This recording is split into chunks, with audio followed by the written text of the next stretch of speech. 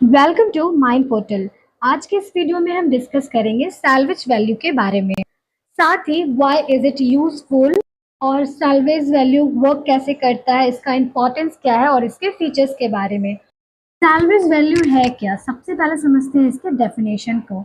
Simple word में salvage value का मतलब वो वैल्यू है जो किसी एसेट्स की यूजफुल लाइफ खत्म होने के बाद बचती है, यानी पुराना होने पर एसेट्स को बेचकर जो पैसा मिलता है कंपनी को, वही है सैल्वेज वैल्यू। और सैल्वेज वैल्यू को स्क्रैप वैल्यू भी कहा जाता है। एक एग्जाम्पल से इसे हम समझते हैं।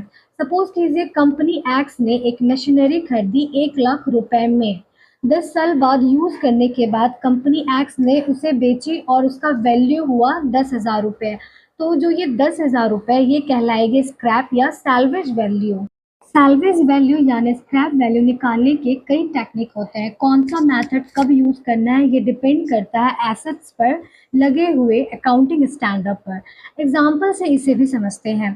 सपोज कीजिए एक कंपनी ने मशीनरी खरीदी 15,000 में और इसकी यूजफुल लाइफ है 7 साल, और 7 साल बाद उसकी बची हुई वैल्यू है सिर्फ 4,000 रुपये।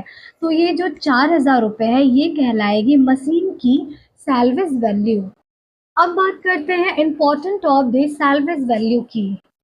सबसे पहला इम्पोर्टेंट ये है कि ये डेप्रिसिएशन कैलकुलेशन डिसाइड करती है, मतलब कितना एसेट्स का वैल्यू खत्म होगा उसके लाइफ के दौरान, ये सैल्वेज वैल्यू से क्लियर होता है। दूसरा कैश फ्लो के लिए इम्पोर्टेंट है। जब कंपनी अपने पुराने एसेट्स को बेचती है तो उसे जो पैसा मिलता है वो डायरेक्टली सैल्वेज वैल्यू पे डिपेंड करता है।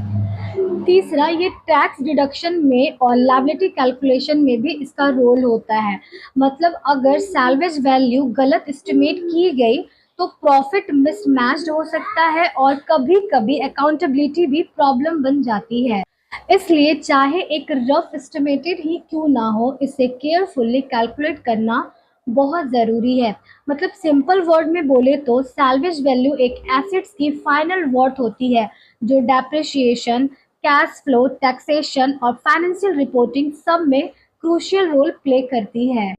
अब समझते हैं फीचर ऑफ सैल्वेज वैल्यू। सबसे पहली बात, एक एसेट्स की एक्चुअल वैल्यू हमेशा बैलेंस शीट में रिकॉर्ड होती है, जबकि उसकी डेप्रिसिएशन इनकम स्टेटमेंट में दिखाई जाती है।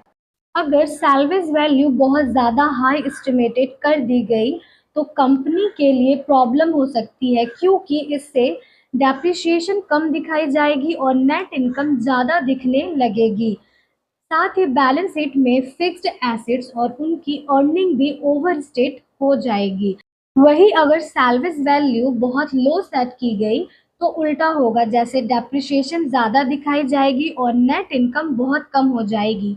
इसलिए सैल्वेज वैल्यू को सही तरीके से एस्टिमेट करना बहुत इम्पॉर्टेंट है ताकि फाइनेंशियल स्टेटमेंट सही और फेयर दिखाई दे। अब समझते हैं सैल्वेज वैल्यू की फॉर्मूला को। सबसे पहला फॉर्मूला है salvage value equal to P multiplied by bracket 1 minus D bracket N raised to the power N. यहाँ पी का मतलब एसेट्स का ओरिजिनल वैल्यू, डी का मतलब है डेप्रिसिएशन रेट और एन मतलब है नंबर ऑफ ईयर। और दूसरा फॉर्मूला है salvage value equals to P minus bracket D multiply by T end bracket, जहाँ पी है ओरिजिनल प्राइस, डी का मतलब है डेप्रिसिएशन पर ईयर और टी है टाइम या यूजफुल लाइफ इन ईयर्स। तो ये वीडियो अगर इन्फॉर्मेटिव लगा हो तो लाइक करें और अपने दोस्तों के साथ शेयर करें। Thanks for watching.